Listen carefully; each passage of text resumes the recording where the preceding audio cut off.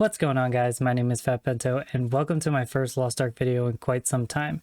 The game is currently in a very exciting place and I thought I'd make this quick guide on how I'm preparing to build my characters easily and efficiently in Tier 3 with the upcoming July patch. Let's jump right into it.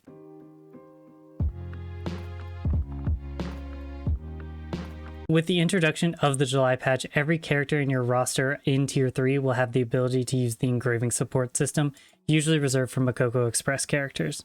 This means you will be able to select any 5 engravings on any character at any time, almost eliminating the traditional way of building your characters in Lost Ark. This support will be usable until you activate the new Ark passive system on your character, so in theory, you only have to build a character once, and it will be usable all the way up till Tier 4, which is 1620. I want to focus on how much this opens up your ability to build multiple characters with relative ease, and how you can literally build all of the characters in your roster right now if you wanted to. We're going to use my Deathblade as an example here because she still has the current event active. So if you look at her accessories, she has very high quality accessories, but with some mediocre engravings that don't really make sense or add up to anything. But the engraving support overrides that. So that's why she is able to have over 1800 specialization and 650 crit while still having the 5 engravings that I selected.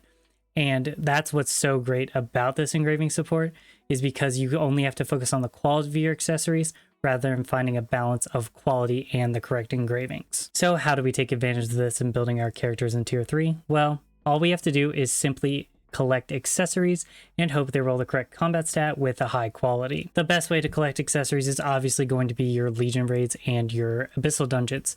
All of them have accessories as a drop chance at the end of each gate. Specifically, Legion raids actually drop higher quality accessories than other sources, so you should prioritize them as much as possible. And you can even buy the boxes at the end of each gate of those if you want additional chances at higher quality accessories. Both of your dailies, Chaos Dungeons and Guardian Raids, also drop accessories. Guardian Raids specifically have a first time clear reward box that is available and will give you 4 additional accessory drops. So you can go back and do that on all of the characters that maybe haven't claimed some of them, and you'll want to do it from Descaluta up if you're going to do this. Another source of accessories is your Challenge Guardian Raids. Each one you clear gives this accessory chest that you can select which level you want to roll from.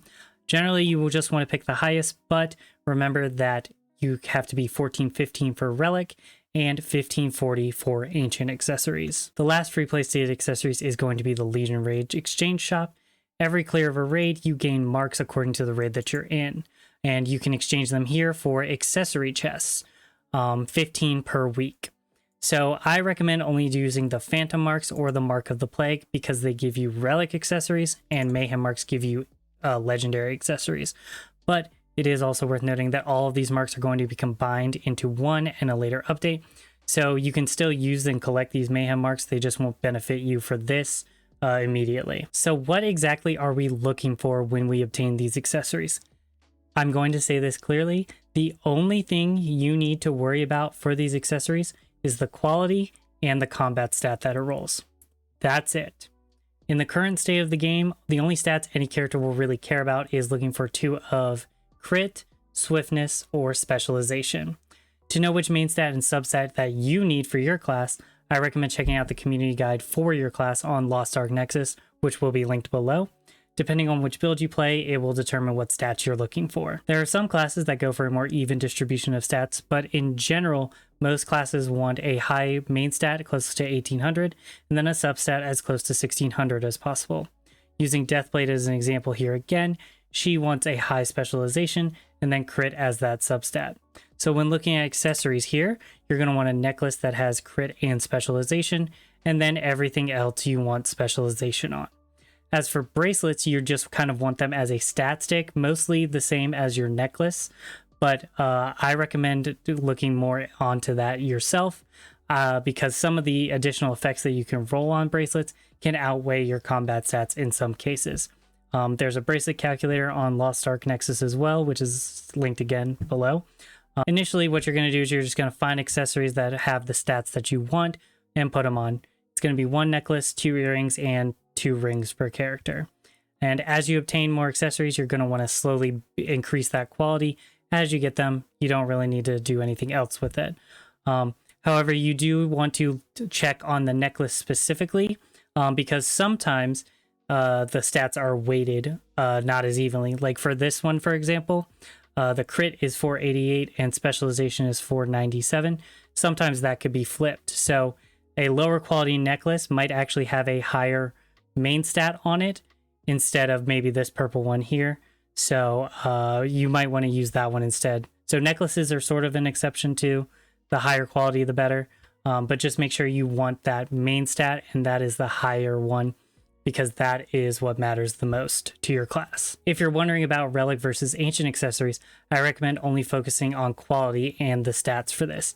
Even though there is a damage boost from using ancient accessories, the amount of the main stat is what matters more, because it'll have a bigger impact on your damage or your rotation than the difference between full relic and full ancient accessories. It's also worth mentioning at the time of this recording, it's still rather cheap to go onto the auction house and then buy high quality accessories with underused engravings on them. All you want to do is check for the correct combat stat, and then all I would do is click quality 90 or above and make sure you're searching all accessories, and then sort by, say, relic and price low to high.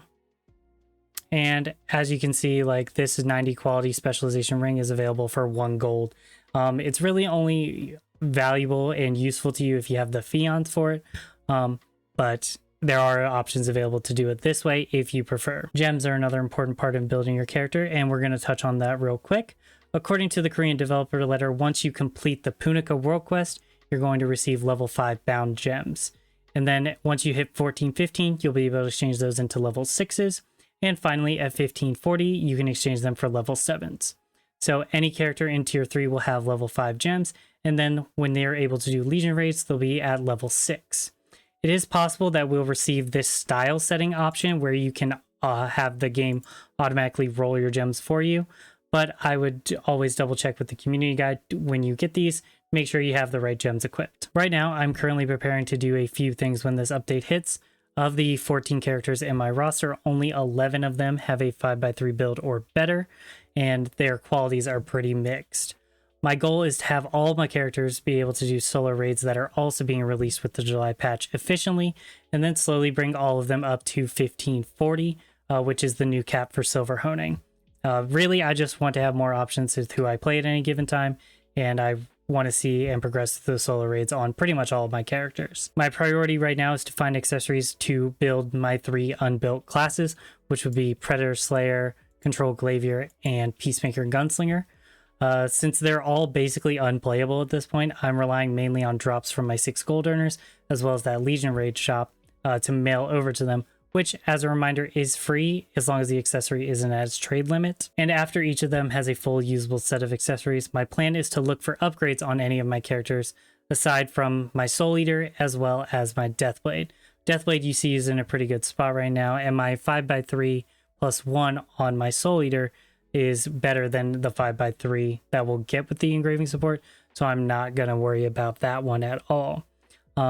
Many of my builds do have blue qualities that can be upgraded to hit that 1800 threshold, so that's a stretch goal for at least my 6 gold earners, aside from my artist here actually. She's who I'm going to main going into tier 4, so she will be looking to go to 5x3 plus 1 when she hits 1600, and there's no real need for me to invest in rebuilding her stats because she's also at 1800 with her current build right now. It's also worth mentioning that I will be looking to sell accessories as well if they are reusable engravings and roll a decent quality. Hoarding gold seems to be the best strategy moving into tier 4 in September, so any additional gold is going to be awesome for that. But that's going to be it for this video. Thank you so much for watching. I really appreciate it. If you enjoyed the video, please leave a like, and if you have any questions or comments, leave them down below, and I'll try to get back to you as soon as possible. And if you enjoy my content or want to see more Lost Ark content in the future, please consider subscribing, as it would really make my day. But that's all from me. I've been Fat Bento, and I'll see you in the next one. Peace.